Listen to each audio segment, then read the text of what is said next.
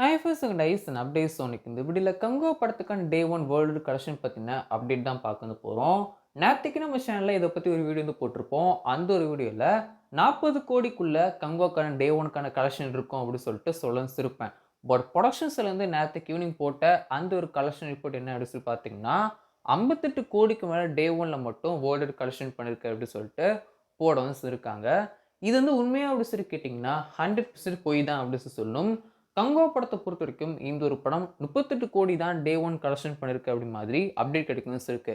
தமிழ்நாட்டில் மட்டும் 8 கோடி தான் கலெக்ஷன் பண்ணிருக்கு அப்படின்னு சொல்லிட்டு அப்டேட் கிடைக்கும் இருக்கு. ஸோ அப்படிலாம் இருக்கும்போது ஃபேக்கான ஒரு கலெக்ஷன் தான் ப்ரொடக்ஷன்ஸ்லேருந்து கொடுக்கவும் இருக்காங்க. இந்த ஒரு கலெக்ஷன் உண்மையான கலெக்ஷன் வந்து கிடையாது. அண்ட் அது மட்டும் இல்லாமல் ப்ரொடியூசர் இன்னுமே ரொம்ப வந்து தைரியமாக இருந்திருக்காரு. இந்த ஒரு படத்தோட பாட்டு வந்து நம்ம அடுத்த இந்த கங்கோ படத்தோட பாட்டு எப்போ ஷூட் பண்ண போகிறாங்க அப்படின்னு சொல்லி பார்த்தீங்கன்னா சித்து சிவா அடுத்த வந்து அஜித் சாரோட ஒரு படம் வந்து பண்ண வந்து போறாரு.